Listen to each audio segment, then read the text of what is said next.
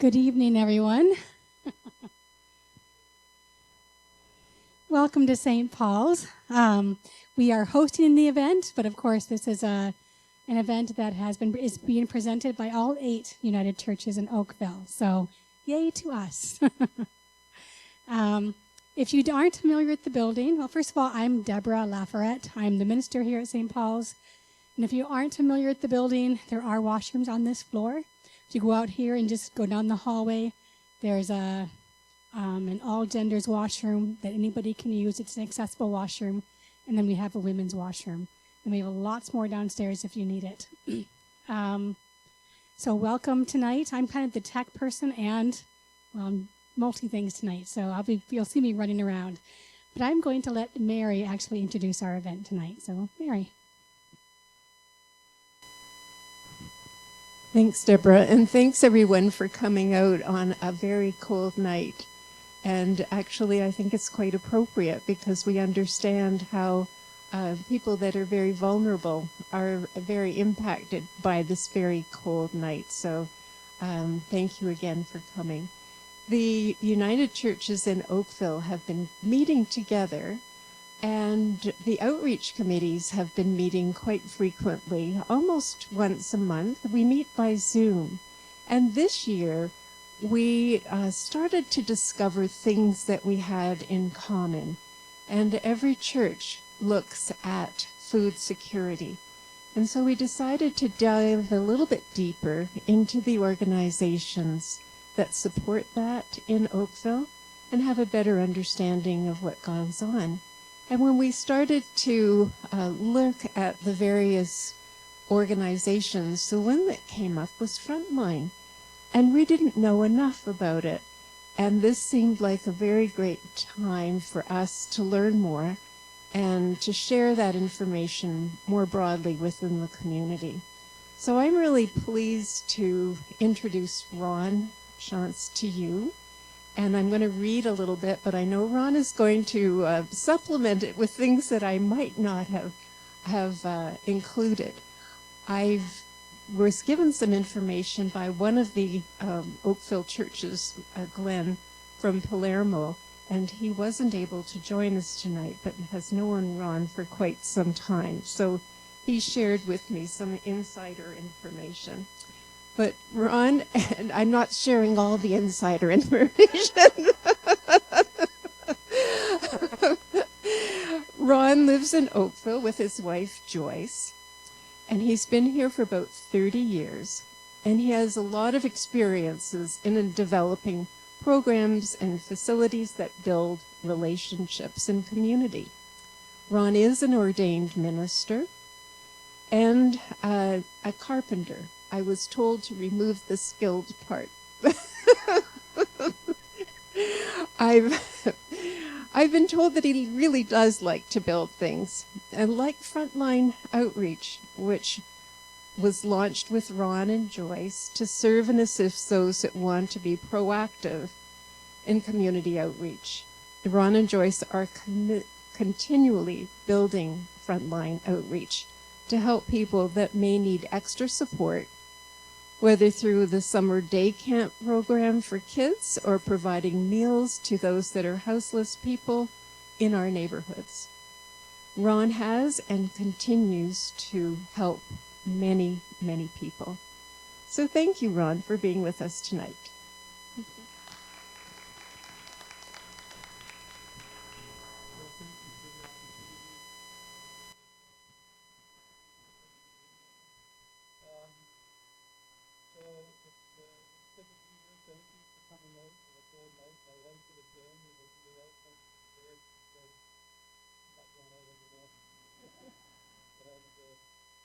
Just after Christmas, and before Christmas, I was riding along St. Thomas Road. The fog there, you know, there's about it's a high-end house with very expensive cars. And I looked at it and we were going back to get something going. Considering the 210 seconds are left.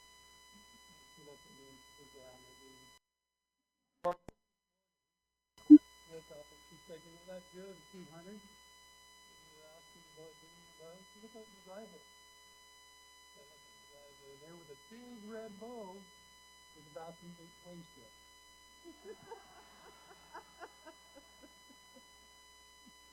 Anyway, in a minute, I'm going to show a video, just a 5-minute video that kind of captures the heart and the reason we do what we do.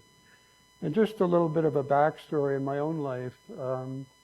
I was the youngest of 7 kids, grew up in a poor family, although we were in a strong community, and that community really did take care of us. Raised Mennonite, and the sense of community is built into that community, that sense of community. And so that really was part of my DNA. But because, you know, we were a poor family, I didn't have any new clothes, and I wanted to go back to school with new clothes. And I had worked for the neighbor farm when I was 10 years old, because I loved to drive tractor. I would do anything to drive tractor.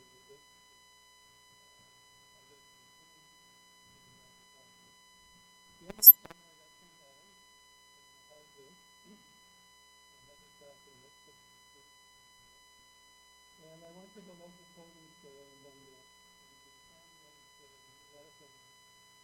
And I wanted to go back to school with new clothes, so I took a pair of pants and socks, underwear, and a shirt and stuff.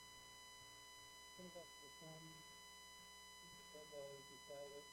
He looked at me, he looked at the $10, and took a penny, back in 62, I didn't have $10. So they just stuck with me that a great experience going to camp, where I was becoming a juvenile delinquent because I wanted things that other people had, other kids had. So I used to kind of shoplift a bit. And back in those days, they didn't send you to camp, or they didn't send you to jail or juvie school. You got a smack on the side of your head by your brother, or a belt on your backside by your father. But he sent me to camp, and a kind camp counselor actually was a tipping point in my life, where he showed me kindness, and it made me think about staying on track. So those life experiences really stuck with me, and I chose healthy paths to travel, and I got a good job after school. I worked same company as John Cram for about 10 years back at TransCanada. And then they moved to Calgary. I took the package and lived off the severance for a while.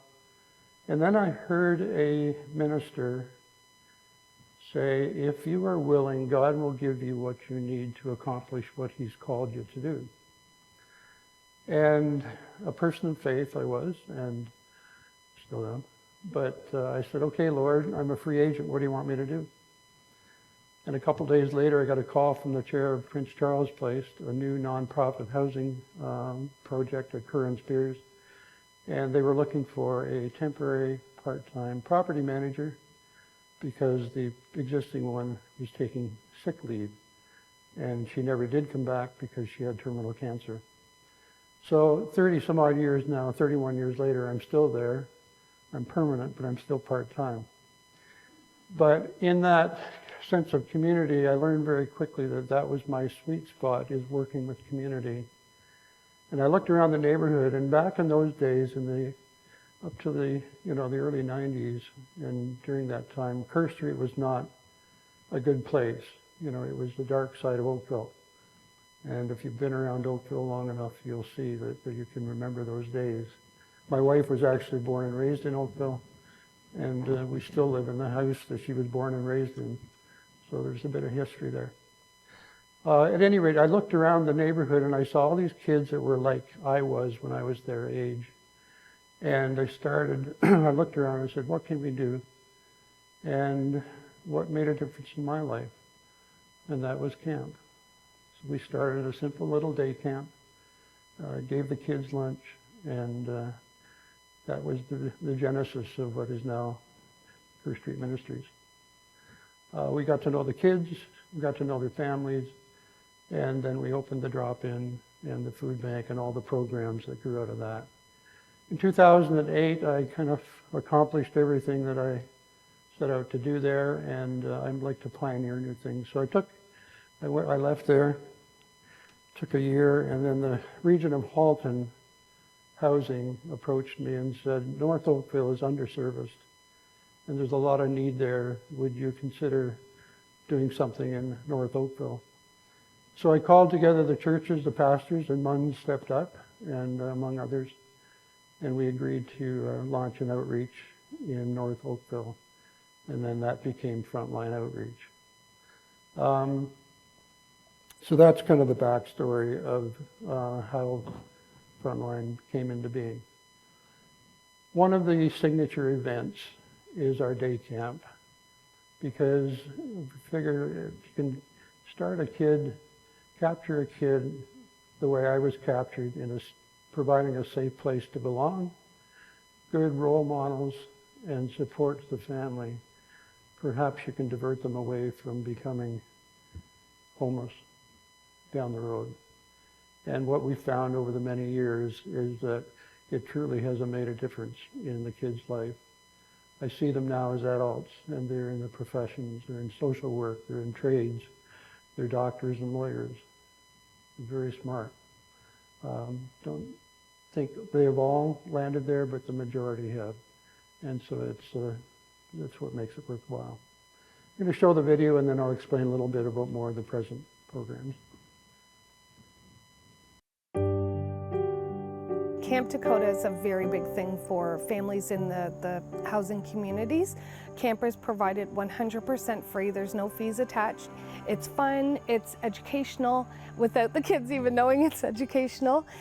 There's opportunities for teenagers to become LATs, and through that they're often hired as staff members later. So they started as young campers as young as 5 years old, and at the age of 13, if they continue, they can become an LAT, and then possibly hired as a staff member, and continue on with our organization, because there's many opportunities.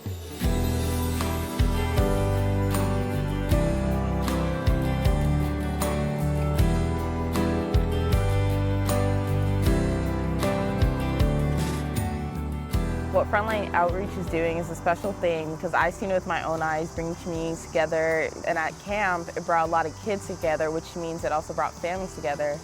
The kids made friends with other kids that they never met or wouldn't have met without Camp Dakota. And because of that, they always wanted to go home and have play dates, which also brought parents together. And then that creates a long-lasting relationship throughout the school year, not just the summer as well. I've been at Camp Dakota since I was 5. Been coming back every year because I enjoy it. Camp Dakota and Frontline Outreach has helped me with my leadership skills. All of our staff, they're inclusive, they love the children. They're just people that you want to be around. And I want to help families who need it, just like how they run this program, for kids who can't afford to go to like a rich summer camp. Frontline Outreach has taught me how to be a leader and responsibility each year, and that's really special in my eyes, because I've seen kids, like Christian, he started out as like I've seen him as a camper go into an LIT, and he's going to be a staff soon in a matter of years, and he's not the only one. There's a handful of people that are my friends now that I can say started the same way. Frontline Outreach is known for its kindness, its generosity, its grace, its compassion, its patience for people. One of the things that Frontline Outreach does well is bring kids together with different backgrounds, different cultural ethnicities, different races. I am so delighted to be able to help Frontline Outreach provide these children with an experience of being included that they might not have anyplace else. It's us giving that compassion and that love that we can pass it on. And we can change people's lives in the process. I see how happy what we do makes the kids, and I see how happy those kids being so happy makes the parents. It's a great thing, like it's a great organization where it changes the lives of many people, not just kids and not just staff at Camp Dakota, but throughout the whole community, wherever it is, in Oakville, Toronto, Burlington, just a lot of people, a lot of families.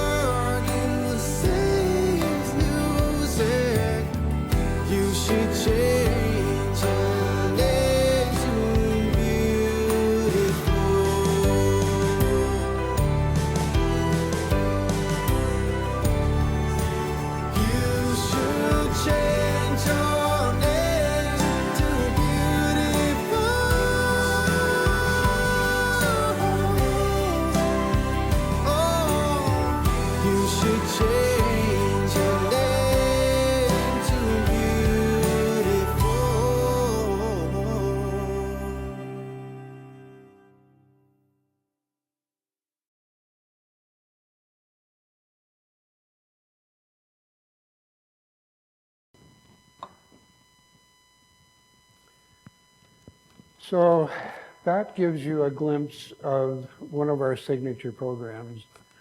And I have a saying, actually, it was first coined to me that said, it was by a Presbyterian policeman, actually. If you remember Ellie Van Vliet, that used to be down on Kerr Street. She said, if you feed us, we will come. And that became kind of a byline for a while, because when we talked to the region and the police and said, where's the most troubled area of all the Halton housing communities in Oakville, North Oakville, being north of QEW, they both said the same thing, and that was at Elm Road, which is just down the road from Munns. And so we said, okay, that's where we're going to start. And we went in every week during the summer and had a barbecue for the residents. That's why we called the name Frontline Outreach, because we want to go where the people live to connect and serve with them. With that, you build relationships, because the volunteers, we wanted to partner with the local church or local churches, because churches know how to organize a barbecue. They have volunteers, they know how to self-organize, they have insurance. They have all of those things necessarily to build communities. And what happened is relationships started to build bridges between the residents and the broader community. And it built trust where trust did not exist. And by the end of that summer, the calls to service by police, EMS, dropped 11%. Not only in that community, but in the overall neighborhood. It calmed down. You know, angels resided there. So that was the kind of the first pilot project. And from there, it just grew until we were able to cover, in partnership with other churches in the local neighborhood, all of the family housing communities that Halton Community Housing have. COVID stopped all that, of course, and we're now recovering, and we've got all of Oakville family communities covered, and we're relaunching in Burlington. But that sets the stage then for finding out what the deeper needs are. And we decided that we weren't going to come to our place, we're going to go to where the people live in their communities.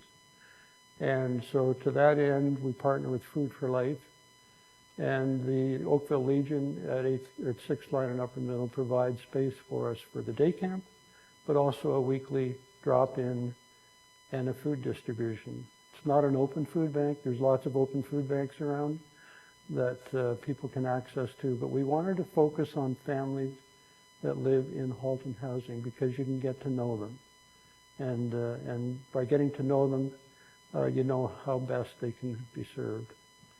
And what we found is that it is often a gateway out of their situation, because they've connected with somebody that was able to get them a good job or help them along the way, particularly with kids and youth. So the weekly summer barbecue is the second. That's kind of the opening act, if you like, to connect with the community. When COVID hit, food security was a huge thing. And there was a lot of money available for food security. So we launched a program called More Than a Meal, which we called together volunteers. They cooked about 200 meals a week, and that then was distributed like a Meals on Wheels program that to meet that unmet need. That has since segued back. We pulled it back. The funding has run out on it. It was an expensive program. But we are relaunching a little bit later this winter, focusing on seniors that live in subsidized housing. So low-income fixed seniors. And the plan is to pull together a team of volunteers that will prepare an afternoon tea type of luncheon and then take it to, we've identified 4 of the seniors' housing communities that would host and provide an afternoon tea type of atmosphere on a weekly basis, or a bi-weekly basis. So that's one of the, when you talk, Mary, you sent me an email talking about food security. That is one of the things that we're launching later, a little bit later this season. The coldest night of the year is an event coming up, and it is a national event that it's a walk in the cold. Last year it was right around the freezing mark. It was a mild, it's the last Saturday of February, and it turned out to be just at the freezing mark. So it was a pleasant afternoon to walk. It's about a 3 to 5K walk. And this year we're Incarnation on Dorval at Monastery Lane, I think, is hosting it. And we hope to have a good number of teams. Last year we raised about $75,000. We've raised the bar to about 95, and that funds the outreach, the homeless outreach that we do. What that is a mobile RV that we have retrofitted. It's an older one that was donated. Interesting story. It was 44 years old, and it had 44,000 miles on it. When it was donated, it only needed about $500 to safety it. It had very little use. And apparently the first owner of it was an older gentleman out west, and he bought it to travel. He only had his license for 1 year, and then he couldn't drive it anymore, so he parked it in the retirement parking lot that he lived in. And because he wasn't allowed to drink or smoke in the building, that became his man cave. And so it didn't have a lot of miles from that, and then it got sold a couple more times until finally the family that donated it to us a couple years ago said, you can put this to better use. So we go out twice a week with that. And the homeless in Oakville are hidden. Many are couch surfers. There are encampments, and to the credit of Halton Region, they don't want anybody sleeping out in the cold. And so those that are willing, they do find hotel accommodation for them, and that is paid by the region. There are some people that either refuse that because of mental health, and most of the acute mental health consumer survivors are the ones that you see pushing the shopping carts and so on. You know, mental health is a terrible thing. You know, if somebody broke their back, it'd be an obvious injury and we would have utmost compassion. But a broken mind isn't obvious until you talk to the person and so on. And so we reach out, we go out to where we know they will be either encamped or congregated, and we will take hot meals to them. We have a microwave, and we'll take hot drinks, soup, so on and so forth. Make sure they've got clothes, they've got a survival kit, and so on, and connect them to resources if they aren't connected. So we do that on Tuesday and Saturday. like I say, when the police find an encampment, they try and encourage the residents of those encampments to at least stay in a hotel for a period of time so they can get warm and sheltered. So that's good on Halton region to be able to do that. It's not acute like it is in the larger centers, but it does exist. And when you stop and talk to somebody, I don't know if you've ever been at the LCBO at Cornwall in Trafalgar. The guy that often sits there, his name is Jeff. He has PTSD so bad that he can't be indoors. And so if you see him, buy him a Tim Hortons gift card or a Starbucks gift card and have a chat with him. And he is a safe, nice guy. He's just terribly broken.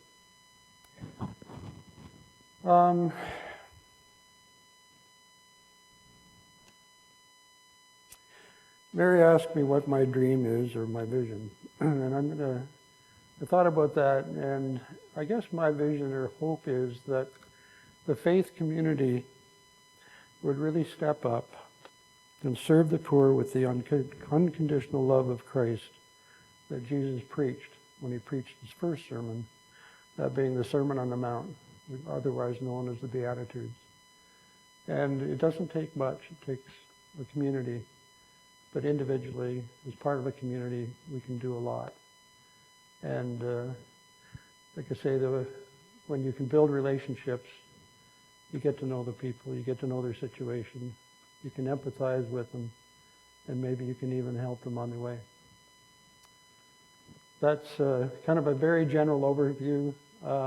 Q&A, feel free to ask questions. I'm available for that.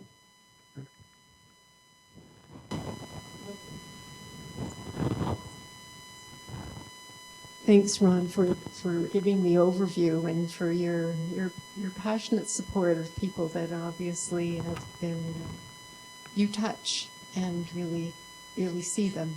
So thank you for doing that. Mm-hmm. Well, I guess one of the questions that I have, and I know I'm hoping there'll be people here that'll bring your questions forward. But I was saying to Ron earlier that I like to walk. And I know that there is a person who lives in a tent on the North Service Road, and he's not visible, but I know that there's steam around the tent, so I know that there's someone there. What should we do when we see something like that? Good question. Yeah. Branch at Upper Middle by the Soaps there. Mm-hmm. About this time last year, it was 8 o'clock or so in the morning or so, and I walked into the vestibule there, and there was a person that had obviously been there all evening, and I didn't know what to do. I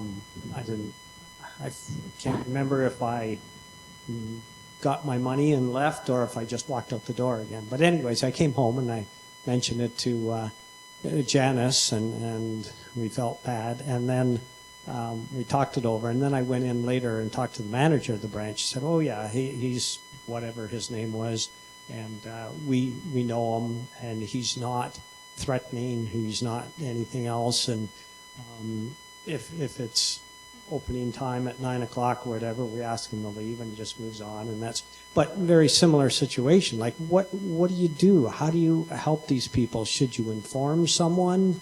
What happens in that case? A pretty good chance that they are already known by people that, by the authorities that can do something. The best thing you can do sometimes is stop and talk to them. Find out, just introduce yourself and say, "I'm John, what's your name? I carry gift cards, $5 Tim Horton gift cards." And, that buys them a cup of coffee and a donut. Doesn't buy them a sandwich yet, so maybe I need to up the ante to 10. But just pause for a minute. I remember Rick Tobias, who was the CEO of Yonge Street Mission, and he was giving a walking tour downtown in Toronto, and he was asked that question, do we give money to the people that are panhandling? And he said, you know, what is worth more is just to stop and validate them as a person, dignify them. And, you know, I've shared that story about, the guy's name is Jeff, that is over at Cornwall. And I shared that story when I speak like that. And, you know, it makes a difference. I saw him a few weeks later, and he said, I got all kinds of people stopping and talking to me now. You know, and that's an encouragement. That just, we can't do everything for everybody. And at one point in my life, I thought that, you know, if they're knocking on the door, you're obligated to open it and help them. And then I read a little booklet called The Tyranny of the Urgent. And it's about a 30-minute read, but it's where Jesus, who was in the Garden of Eden, or not Garden of Eden, Garden of Gethsemane, the night that he would be betrayed and crucified the next day. He knew what was coming, and yet he was at peace because he had accomplished everything that God, his Father, had called him to do.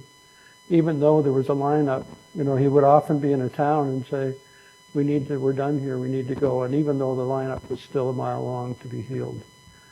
So you know, that gave me permission to not feel obligated or guilty if I didn't help somebody who was asking for it.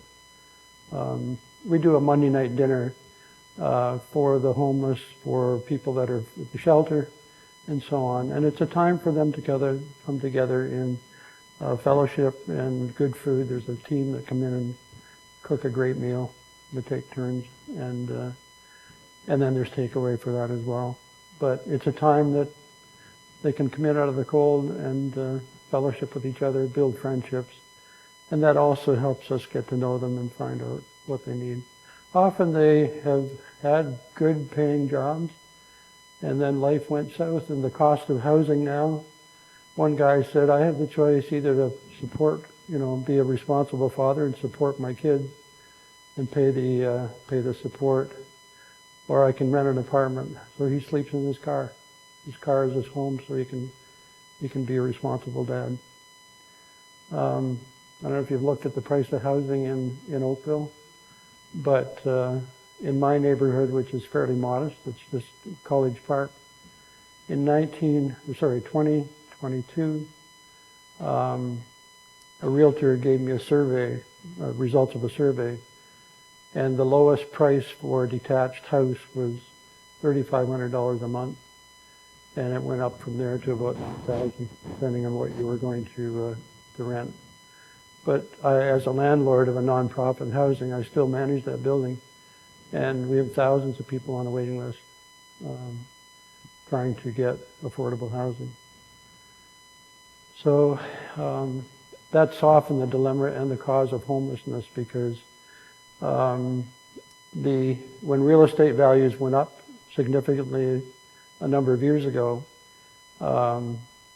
people pulled their houses off the rental market and sold them, often to foreign money, foreign buyers. And so that reduced the inventory for rental, and it jacked the price because demand is far greater than the supply. Sorry, long answer. Yes.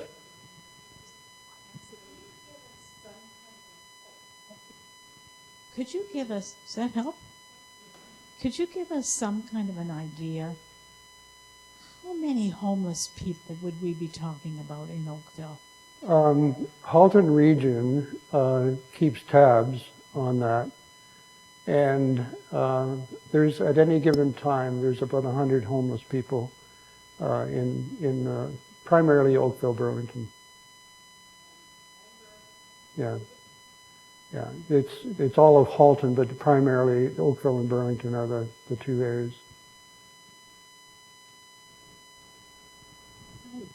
One of the things that's Question back there.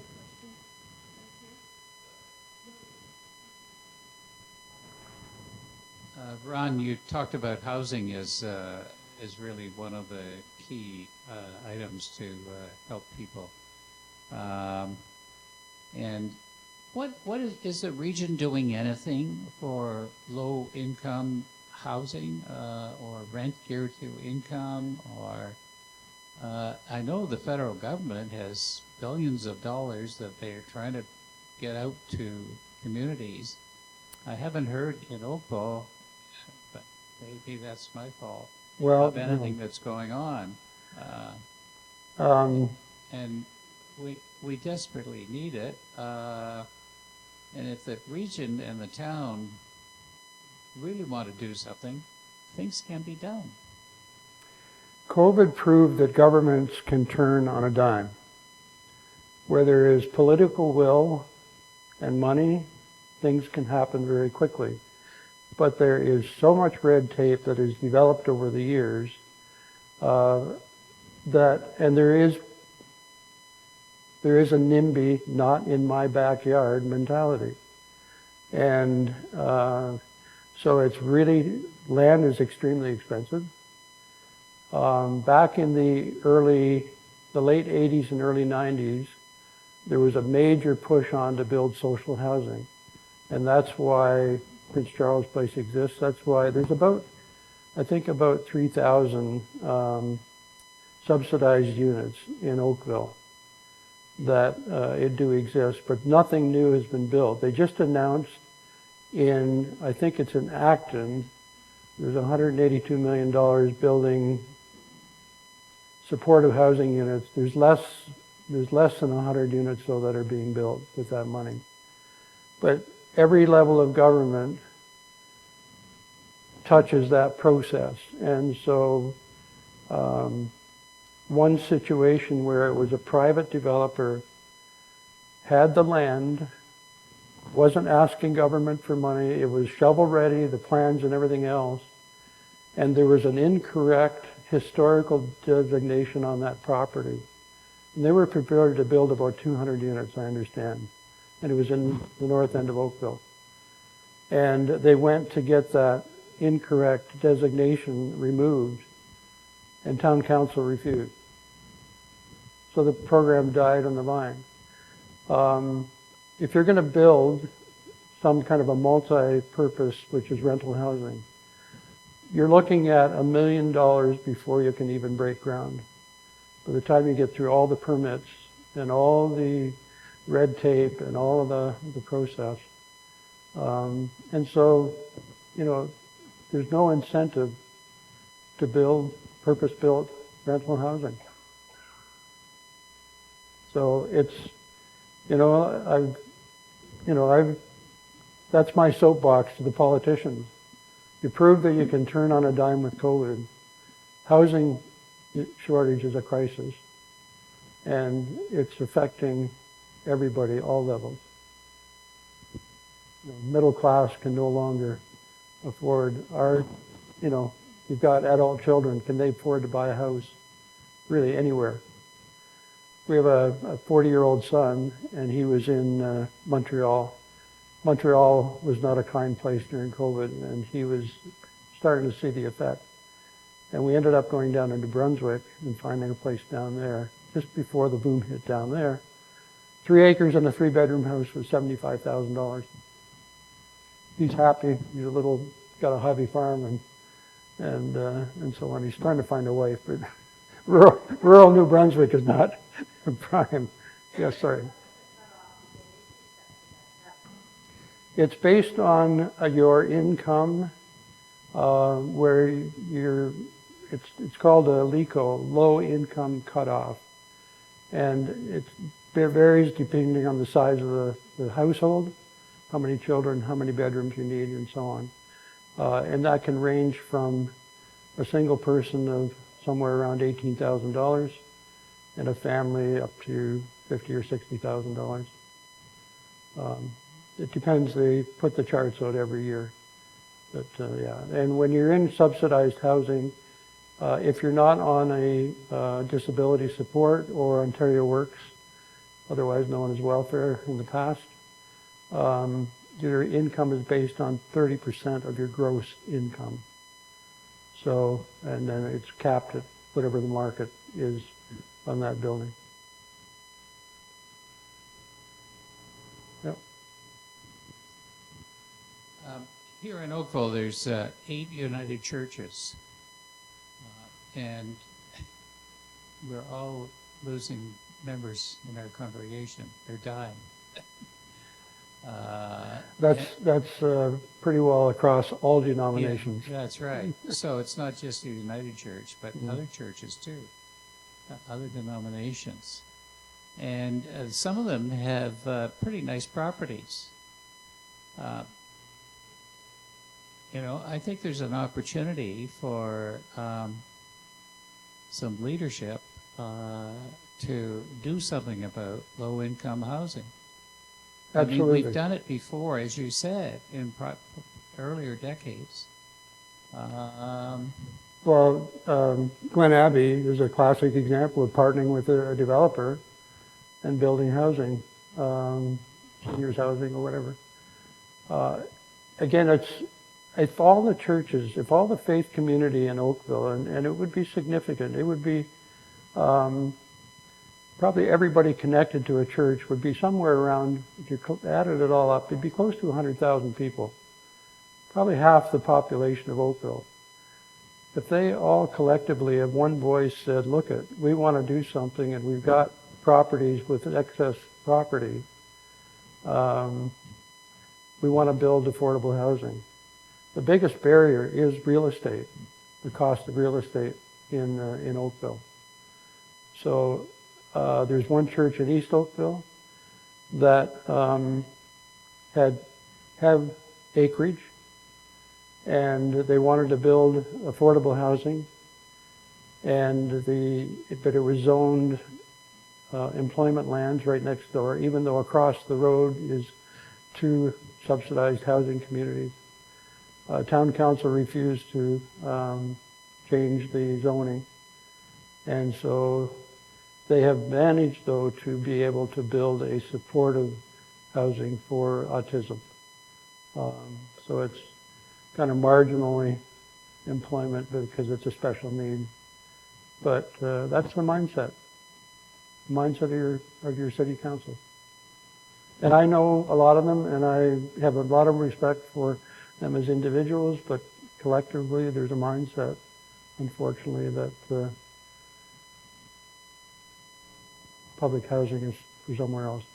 I see in Toronto, for instance, Regent Park was urban renewal back in the 50s, and they put all the low-income housing together. And over the years, it was probably not a good way to plan it. And they're replanning it now. And there's some big developers who are working with government, and they're building market housing, and 30% of their units are rent geared to income.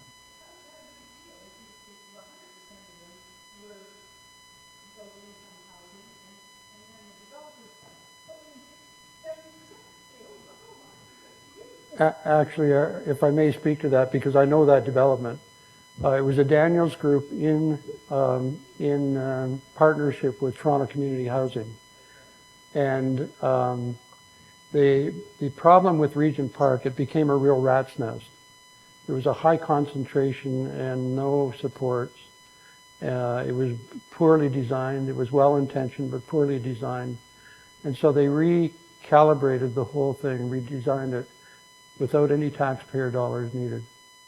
And so what works best is when you have a community, a subsidized housing community that is mixed housing. You've got market as well as rent geared to income as well as supportive. And it's a good blend. It's a good proven mix.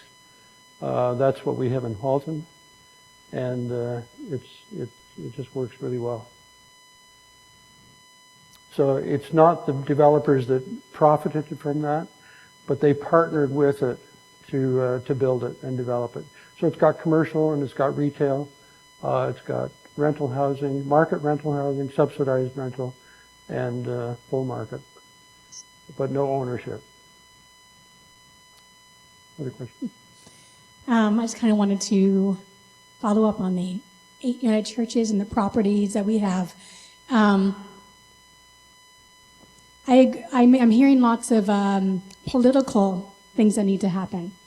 And I think there's a group that's happening that's just started to form a bunch of people from Burlington and Oakville that are talking about how do we do advocacy as a church. I find that we do really well with charity, supporting an organization like Frontline Outreach, which is really important because they do that frontline work. But we also have to talk about advocacy. How do we talk to our town council? How do we talk to our region to make these changes? But there are 8 United Churches. We are talking together about how we make a difference together. It's not 100,000 that are in Oakville, but it's a significant part of the pie. And if we work together, I think we can make a difference.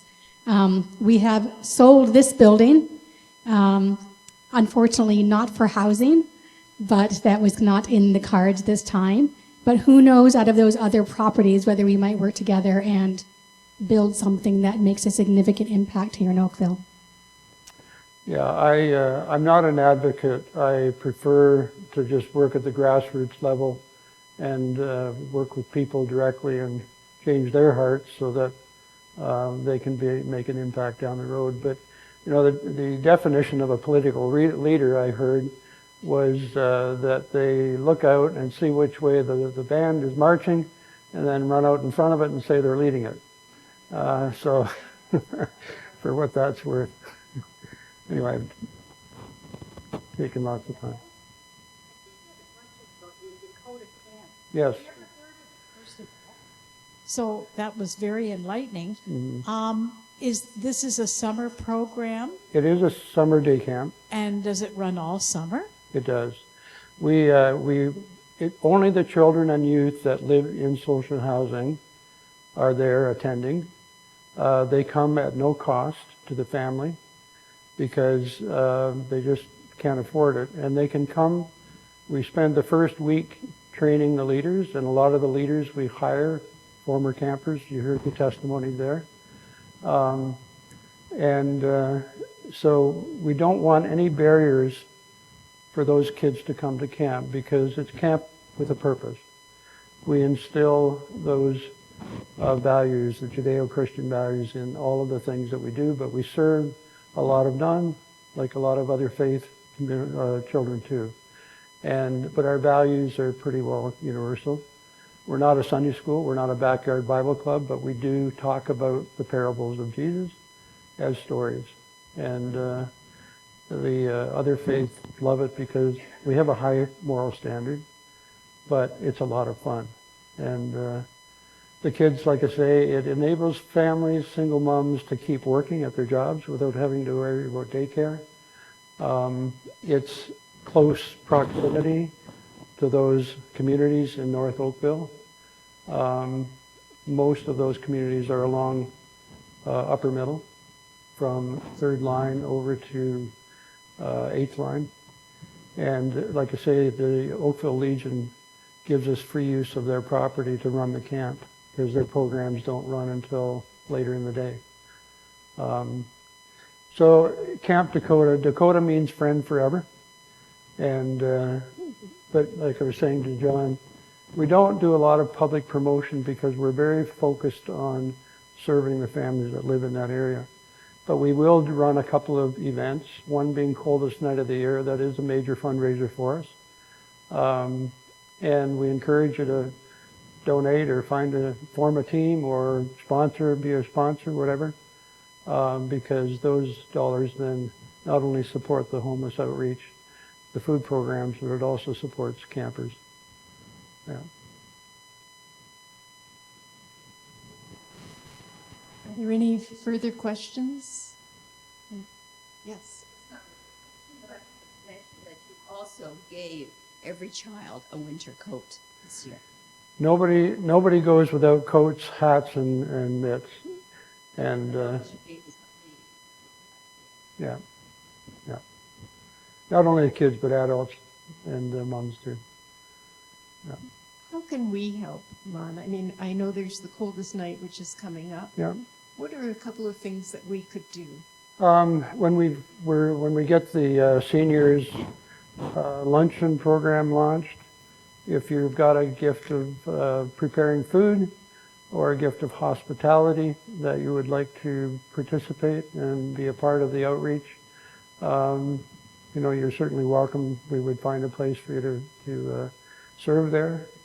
You know, monetary help certainly is always helpful. We don't have any core funding like United Way. Sometimes the process of getting that money takes longer than what the value of it is. And so all of our donors are a combination of individuals, corporations, charitable foundations, and fundraising. And it's about an even balance between all of those sectors. So we're not at risk of one major donor, you know, backing out, and then we're at risk. We don't spend anything more than what we take in, and 90% or more, about 90% goes to program. The rest covers insurance and rent and that kind of thing, because we do rent some facilities for program. What we've added then this year as well, because we've got a good youth director, is program throughout the year. And if you've got an empty gym that's available in your church, we would love to be able to use that maybe a couple hours a week, in a late afternoon or whatever. So if that's available, we would be appreciative.